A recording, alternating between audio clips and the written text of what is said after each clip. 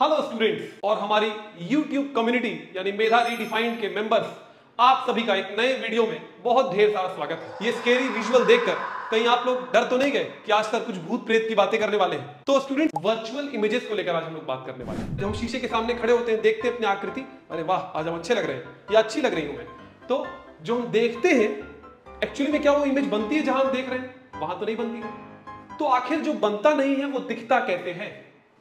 या मैं इसको और फिर से देखिए, इस फिगर में आप देख पा रहे होंगे ये ऑब्जेक्ट है हमारा, इससे ये प्लेन मिरर है, इससे रेज निकली और जो रेज निकल रही हैं ये एक इंसिडेंट रे है, एक ये इंसिडेंट रे बनाई गई है, ये दोनों इंसिडेंट रे हैं और ये रेज रिफ्लेक्ट हो रही है, रिफ्लेक्ट होकर ऐसे ऐसे आ रही है, ये ऐसे जा रही है, ये ऐसे जा रही है।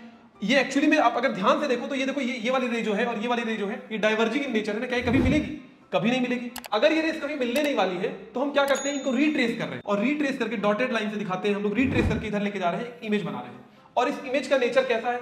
ये इमेज हम बोलते हैं वर्चुअल है, ये एक्चुअली में नहीं बनती है। जो बनती नहीं है वो दिखती कैसे है? सवाल मेरा आपके सामने ये है। एक्चुअली में फिनोमेना कुछ ऐसा होता है, ये यहाँ ये ऑब्जेक्ट है हमारा, इससे रेस निकल रही है और रेस डाइवर्ज हो रही है। डाइवर्ज का मतलब फैलने वाली रेस, डाइवर्जिंग रेस माने जो कभी नहीं मिलेगी। और क्या हो रहा है कि ये हमारी आंख में आ रही है।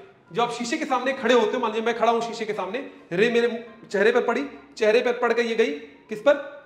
मिरर पे गई, मिरर से ये रेज रिफ्लेक्ट होकर डाइवर्जिंग नेचर में हमारी कहां पर पहुंची? आंख में पहुंची। और आंख में जो पूरा खेल हो रहा है उसके कारण ये हमें इमेज दिखाई दे रही है। एक्चुअली में ये इमेज तो वर्चुअल है लेकिन हमारी आंख में एक रियल इमेज बनती है। अब ये बनती कैसे है?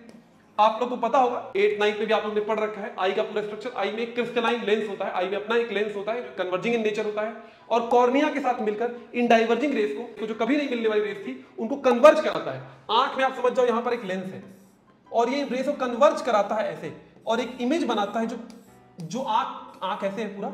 और यहां जहां इमेज बन रही है ये है रेटिना। रेटिना आंख की स्क्रीन होती है। एक्चुअली में जो हमें दिख रही है इमेज वो एक्चुअली में बनती है लेकिन बाहर नहीं बनती। कहां बनती है?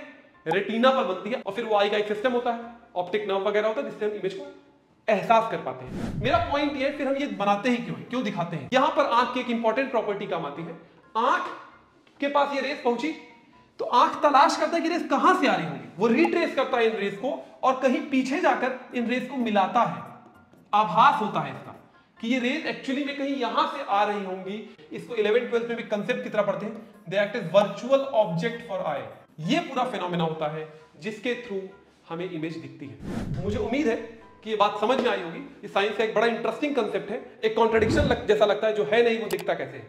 एक्चुअली में जो दिखता है वो है और जो नहीं दिखता है, जो आभास लगता है, वो आंख की एक प्रॉपर्टी की मदद से हम करते हैं, रेक्टिलिनियर प्रोपगेशन ऑफ लाइट, आंख की रिट्रेस करने की प्रॉपर्टी से। होपफुली आपको मजा आया होगा देख के। थोड़ा अपने फ्रेंड्स, दोस्तों, टीचर्स से भी डिस्कस करिएगा, एक इंटरेस्टिंग बात है। और साइंस को, मुझे लगता है साइंस के इस तरह के जो नए कंसेप्ट्स आएंगे जहां पर जो हम पढ़ते हैं उसकी पूरी बात में एक कॉन्ट्रडिक्शन है, उनको आपके सामने इसी प्लेटफॉर्म के थ्रू मैं और आगे भी डिस्कस करने के लिए आऊंगा। तब तक बाय बाय, टाटा।